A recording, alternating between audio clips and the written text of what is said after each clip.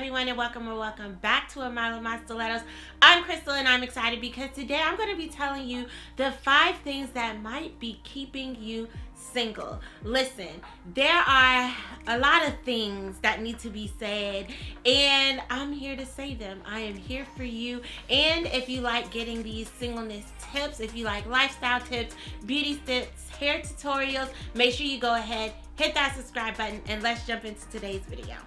So I'm gonna cut right to the chase. The first reason that you might still be single is because you are confusing being picky with having a standard. So you guys, it's very important to have standards. I believe in standards. You need standards, but there is a difference between having standards and just being picky. And pickiness kind of looks like you saying, oh no, I'm not just saying I want a man who's working and who's able to take care of himself. I want a man that has 6 figures. Another example, saying somebody has to be attractive. Okay, that's a standard. You need to be attracted to the person that you're going to marry. That is a standard. Saying this person has to have a goatee. That is a little picky. I'm not saying you can't say that your husband has to have a goatee, but if you truly feel like anybody that doesn't have a goatee is ugly, then okay, yeah, that's truly your standard. But if you're looking at people, you're like, yeah, he's cute, even though he don't have a goatee, then that means that's just a preference. And so being picky is where you're kind of getting into preferences. I'm just saying, sometimes you're turning people down, turning people away, not because they don't meet a standard, but because you're being real choosy with what it is that you're saying that you want. And again, you have the right to be choosy, but no, it may take longer to meet someone if you're being that choosy. You're not getting out enough. You guys, especially with quarantine and all of that going on, you have to get creative when it comes to meeting people. I just did a live with a friend, Eve, who met her husband on a dating site. Okay, you guys, she met her husband on a dating site. Definitely go check that live out if you didn't see it. I left it posted. But you have to start getting creative when it comes to meeting people, especially when we're in a time where people generally aren't getting out as much as they used to. If you find that you're not able to meet the type of man that you want in your current situation, in your current surroundings, or meet the woman that you want, then you need to put yourself in more positions to be seen by more people. People, you might think this sounds crazy, but listen, I have always felt like college is a great place to meet people. So I went back to get my master's, and that's where I met my husband. School is a great non-pressure opportunity to meet people. I tell people, go audit a class. You don't have to enroll in all these courses trying to get another degree. Maybe find a subject you're interested in. You always want to know about psychology. Go down to the college that's near you and just audit the class. I'm just saying, get creative. I got creative, and you need to get creative too. So now, let me get this disclaimer. I didn't say let me go sign up to go to college and I'm gonna meet my husband here. Actually, it was a whole story. I talk about it in my testimony of how I met and married my husband in 9 months. Check that video out. But that is where God sent me, and I met my husband there. College is a great place to be able to meet a future spouse. All I'm saying is get creative, find ways to get out, get online, get wherever, so that you can meet more people, because the more people you meet, the more potential chances you have of finding the person that's for you or being found by them. The next thing that's keeping you single is what you're posting on social media. You guys, I'm going to do a whole separate video dedicated to this, and I plan to have a special guest when I do it. But sometimes the stuff that you're posting actually screams, I don't want to be with anyone. If you post stuff like, no, men cannot be trusted, what man is wanting to climb that uphill battle to be with you? Like, that's just showing like maybe there's damage and there's hurt, and it's not that you're not willing to be in a relationship. You want a relationship, but when you're typing stuff like men cannot be trusted and all that kind of stuff all the time, that's what they're seeing. And if somebody posted, a guy posted, women can't be trusted, No woman wants that uphill battle of trying to be the one and convince you, yes, they can. So just think about, be conscious of some of these men bashing posts that you write. So what you don't need to do is use social media to blast the opposite sex because of bad experiences in the past. Even if you feel like, man, that statement feels kind of true right now, that men can't be trusted, believe that there's somebody out there that you can trust if you're truly seeking a relationship, and don't just be posting any kind of stuff all the time.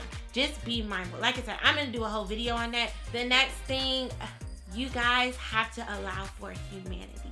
Now, what do I mean for allow for humanity?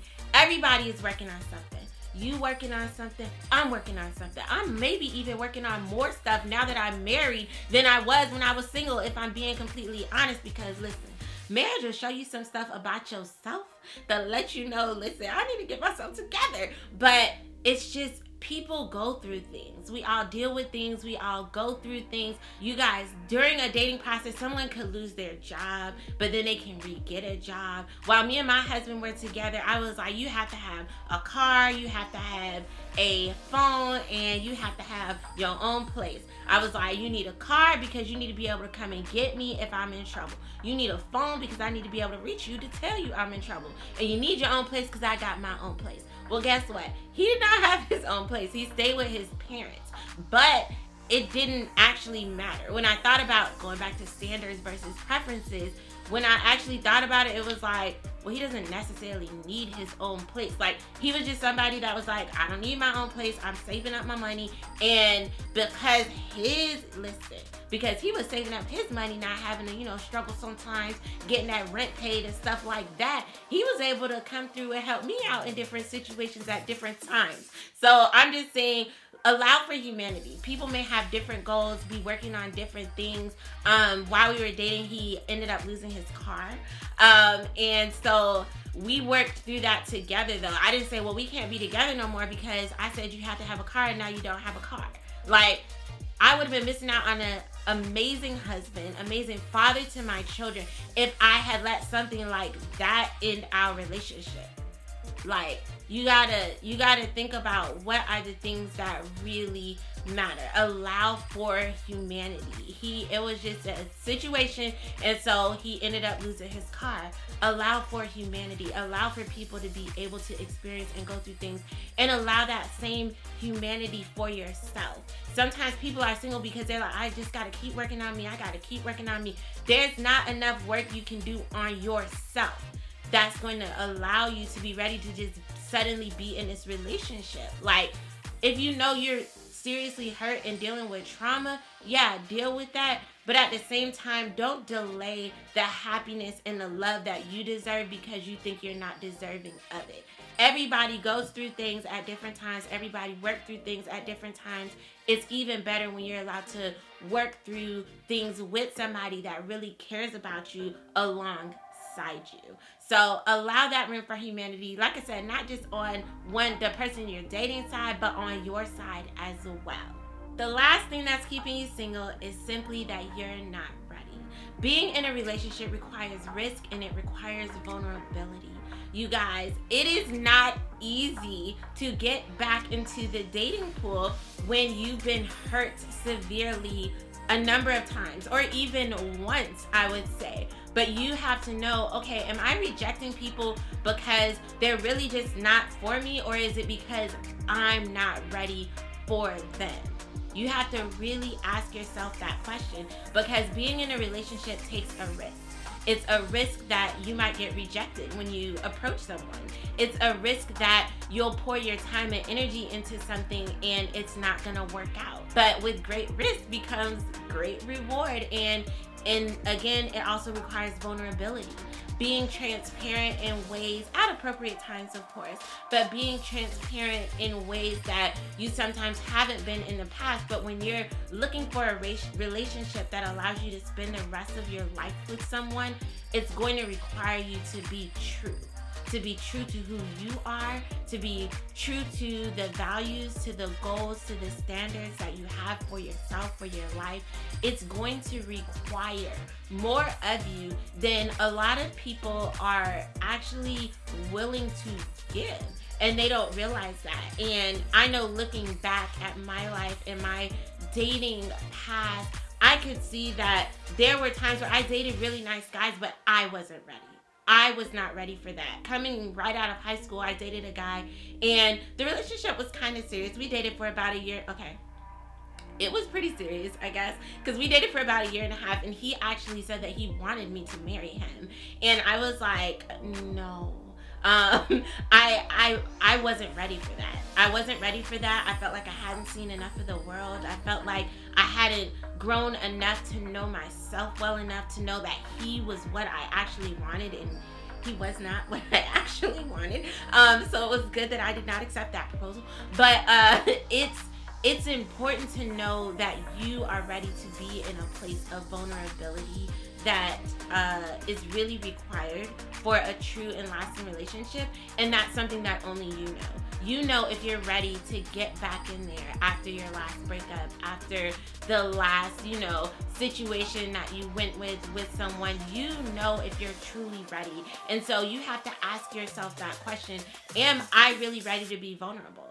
Am I really ready to take a risk? Am I really ready for a relationship? So these are 5 things, like I said, that are actually probably keeping you single. Or let me even say possibly keeping you single. And I'm going to continue to give you guys tips. Like I said, I'm going to be having a video coming up on your social media posts.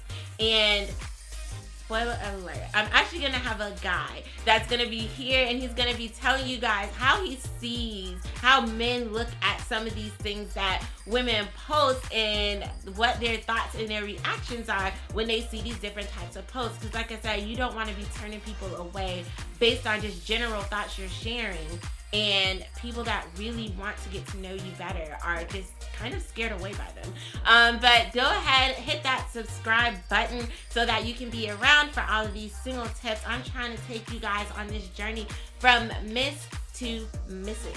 And I hope you guys are enjoying it. I hope you found value in this video. If you did, don't forget to hit that like button, share this video with your friends, and until next time, you guys.